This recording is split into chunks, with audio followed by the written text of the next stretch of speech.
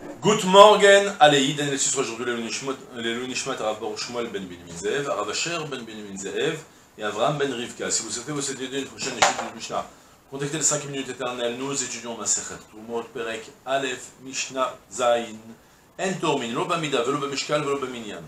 Aval torem hu et amadut, vet avshakul, vet amanui. En Tormin basal ou bakupa shehem shel mida, Aval torem hu bahen chetziyan ou shlishan. Lo yitrom basea chetziya, shechetziya mida. On a toute une Mishnah autour d'un sujet bien précis. La Torah insistait en disant Venershav lachem terumatrem.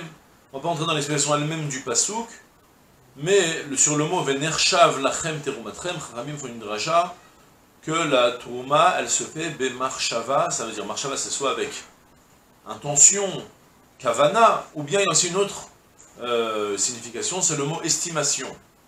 D'accord? L'archive, c'est considérer quelque chose. Mais là, c'est avec estimation.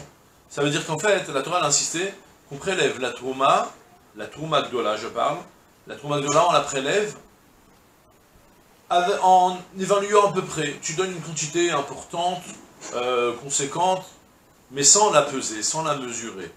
C'est-à-dire, en réalité, on va dire qu'il y a comme ça, il y a 3 sortes de mesures. Il y a d'abord, selon la Torah, Chita achat poteret et akri.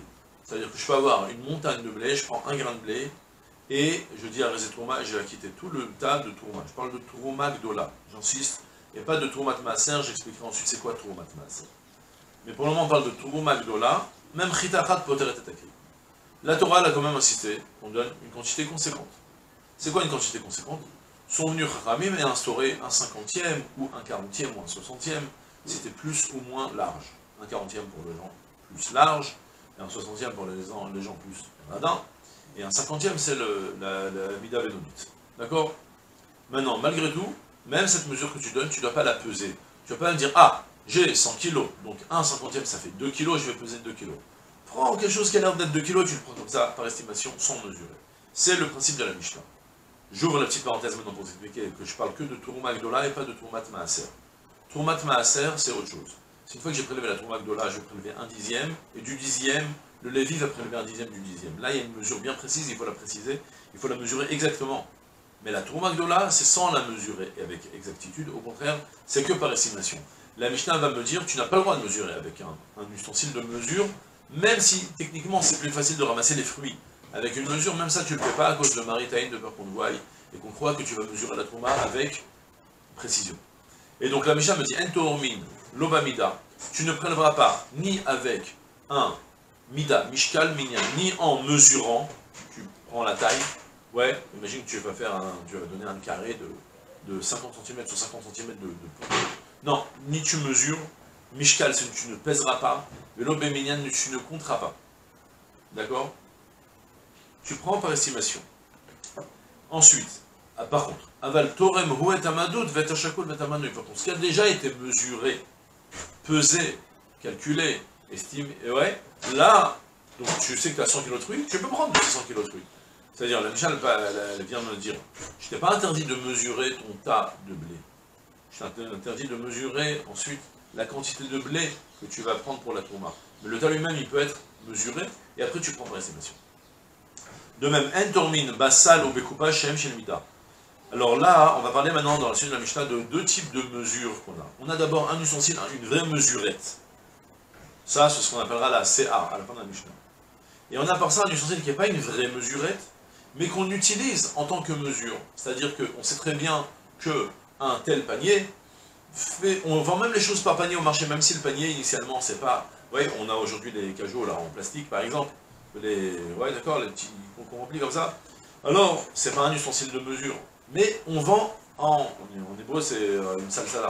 On vend avec le petit... C'est pas le cajot où on place chaque fruit, indépendamment. C'est le truc en plastique comme ça, la barquette en plastique.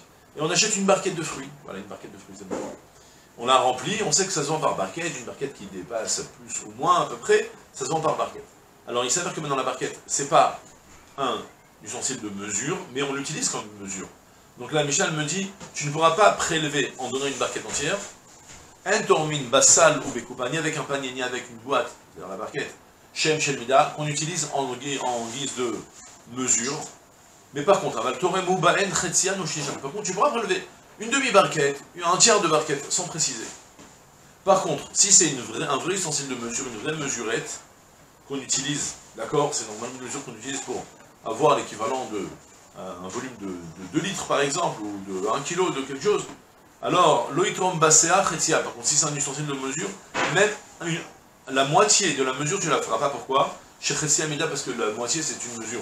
Si vous voyez dans les ustensiles de mesure, même si on utilise plutôt ça pour te dire que c'est l'équivalent de 1 litre ou 2 litres ou 3 litres, il y a malgré tout là-bas un petit trait pour te dire là tu arrives à la moitié de la mesure. Donc tu ne pourras pas l'utiliser pour l'utiliser à moitié non plus. Par contre, tiers, si c'est pas précisé, si c'est pas l'usage d'utiliser de mettre des traces, comment dire, des degrés comme ça sur le tiers, alors là tu as le droit d'utiliser pour le tiers, mais pas la moitié. D'accord? Et voilà, c'est tout bon. Je lui souhaite une pleine note, ça raconte tout ça.